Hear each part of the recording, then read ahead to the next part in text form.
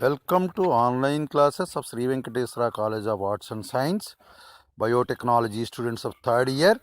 I want to explain the unit 1 of Biostatistics, Bioinformatics and IPRS paper of elective paper of third year Biotechnology students. This is KVR Narasimha, lecturer in statistics. Today, what is meant by statistical data? Statistical data is the collection of statistical readings or numerical readings belonging to a character or characteristics under a study is called statistical data. Example, the temperature of 5 patients are 98.8, 99.1, 101 and 98. Another example is the hospital having patients having various temperatures are given below. Between 98.4 to 98.9 are 10 and between 99.4 to 101 is 10. These are the two examples for statistical data. The statistical data are mainly two types. One is ungrouped statistical data, second one is grouped statistical data. What is ungrouped statistical data? The statistical data can be arranged according to some order like ascending order or descending order or order specified by the investigator is called ungrouped data. So example, in the above example, the first example is called example for ungrouped data. That is, the temperature of 5 patients are 98.4, 98.6, 98.9 and 99.1, 100, 101. This is the example for ungrouped data. In the ungrouped data, individual information is given. Next one is grouped data. What is meant by grouped data? The statistical data can be arranged according to groups but not individually is called grouped data. Is called grouped data. Example, a class having 10 students of marks for an examination are given below. Marks range and number of students. In the marks range 0 to 2, 5 students are there. 2 to 5, 10 students are there. And 5 to 8, 20 students are there. And 8 to 10 are 5 students are there. This type of representation is an example for grouped data. And how to collect the statistical data. That is collection of statistical data. Statistical data can be collected in various ways. One is direct interview method, second one is indirect method, and third one is old records and the direct interview method. In the direct interview method, the investigator, the person who wants to survey, goes from individual to individual and collect the statistical data from the persons directly is called direct interview method. In this case, there is no possibility of non-response. That means there is no question of non-availability of the data. This is called direct interview method. In the direct interview method, it requires much cost, much time and much manpower, even though the result must be reliable. And in the indirect method, the investigator not goes from person to person or individual to individual and not to home to home, but they can send the questionnaire to the respondent not directly or send by a postal method or mailed method or any acceptable system is called indirect method. In the indirect method, the investigator send the questionnaire to the respondent indirectly, that is through advertisement or through post or through mail or through any acceptable system. In this method, there is a problem of non-responses. The non-response may be due to the non-interest of the respondent, or the respondent may not know the knowledge of sending the information. This is called indirect method. This indirect method requires lesser cost, lesser time, and less manpower. But the results must not be reliable as compared to the direct method. And third one is old records. In certain cases, statistical data not directly available or not directly sent instantaneously, but can know the knowledge by using our old records.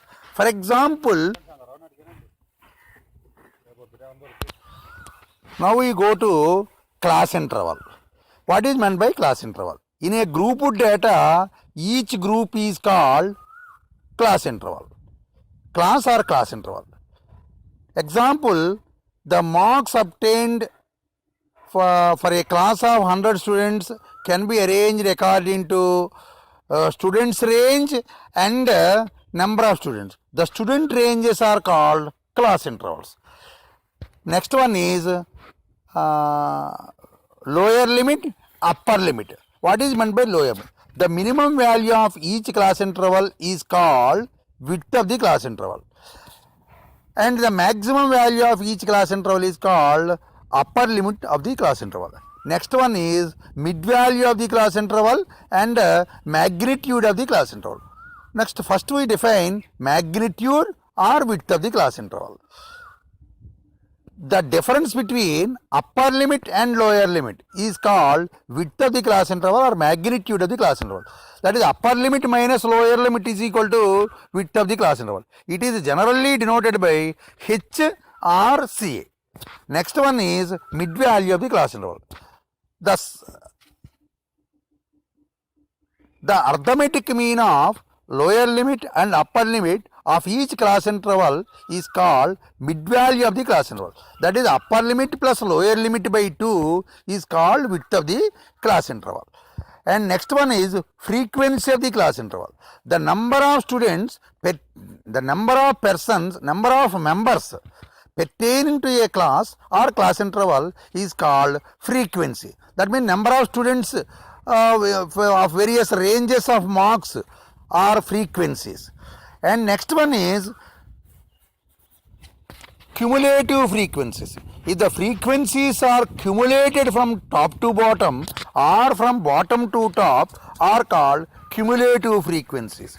That means the frequencies are cumulated from top to bottom or from bottom to top are called cumulative frequencies. If the frequencies are cumulated from top to bottom are called less than cumulative frequencies, and the frequencies are cumulated from bottom to top are called greater than cumulative frequencies. In less than cumulative frequency, the last one, and in greater than frequency, the first one are same, and it is same as the total frequency. Total frequency is generally denoted by capital N is equal to sigma F, where F is frequency. Suppose a class having small n class intervals and each having frequencies f1, f2, etc., fi, etc., fn, then the total frequency capital N is equal to sigma I equal to 1 to n fi. This is called frequency. And next one is classification. Division of the statistical data into various classes is called classification. And classifications of various types. One is quantitative classification, second one is qualitative classification, third one is chronological classification, fourth one is geographical classification. First one is quantitative classification. Classifying the statistical data according to quantitative characteristics is called quantitative classification. Example, division of the statistical data according to measurable characteristics like height, weight, length, breadth, thickness, etc. is called quantitative classification. And second one is qualitative classification. The classification Classifying the statistical data according to based upon qualitative character like beauty, ugly. Well, that means the character which are present, which are can be identified but not can be measured. Such type of classification is called qualitative classification. And third one is chronological classification. The statistical data arranged according to chronological order, that is either ascending order, descending order, is called chronological classification. And fourth one is geographical classification. The statistical data arranged according to geographical location is called geographical classification. These are the various types of classification. What are the various types of class intervals? Class intervals are, one is inclusive type class intervals, second one is exclusive type class intervals, third one is open-end class intervals. First one is inclusive type class interval. The class intervals in which both lower limit and upper limit values are included in the class are called inclusive type class intervals. Example, the class interval 0 to 4, 5 to 9, 10 to 14, like that. Both 0 and 4 are included. Both 5 and 9 are included. Then such type of class intervals are called inclusive type class interval. And next one is exclusive type class interval. The class intervals in which only the lower limit is included but upper limit is not included in that class, but it is included in the next immediate class, is called exclusive type class intervals. Example, the class interval 0 to 10, 10 to 20, 20 to 30, like that. In each class interval, both lower limit and upper limits are included in that class. The inclusive type class interval is otherwise called discontinuous class intervals. Exclusive type class intervals are called continuous class interval. And third one is open-end class intervals. In the open-end class intervals, either lower limit or upper limit, either of them are not specified, then the class intervals are called open-end class interval. Example, less than 10, less than 20, less than 30, that type of class intervals are called open-end class interval. In this type of class intervals, only upper limit is not specified but lower limit are not specified. Whereas in certain cases, greater than 0, greater than 4, greater than 10, etc. Such type of class intervals having only lower limit but not upper limit. Certain class intervals having, for example, up to 10, 10 to 20, 20 to 30, etc. This is also open-end class. That means the class intervals in which either lower limit or upper limit of at least one class interval is not specified, that is called open-end class intervals. And next one is, what are the main characteristics for ideal classification? The main characteristics of ideal classification are, the first one is the class intervals must be exhaustive. That is the first point. Second one is the class intervals must be mutually exclusive and non-overlapping. And third one is the number of class intervals always lies between 5 and 15. The minimum number of class interval is 5 and maximum number of class intervals is 15. That means in preparing class intervals, the class intervals must not below 5 class intervals, must not exceed 15 class intervals. And the ideal number of class intervals can be determined by Strug's formula K is equal to 1 plus 3.322 into log n to base 10, where n is number of observations given. This is called characteristics for ideal classification. Next, what is meant by tabulation? Arrangement of statistical data into rows and columns is called tabulation. Arrangement of statistical data into rows and columns is called tabulation. The main components of a table having mainly various components. One is title, second one is caption, and third one is body, and fourth one is prefactorial, and fifth one is source note. So that means table having mainly 5 components. One is title. Title means the name of the table is called title. And second one is captions. That means subfactors. They can be written on the top or left end of the table are called captions. And third one is body.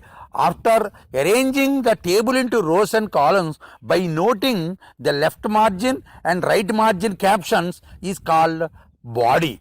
In the body, we have to write various numerical numbers for each cell are called prefactorials, and last one is source node. In the source node, how can you collect this information from the data is called source node. This is a table. Tables are mainly two types. One is derived table, second one is secondary table. In the derived table, the table prepared by using the original data is called original table or derived table. Secondary table.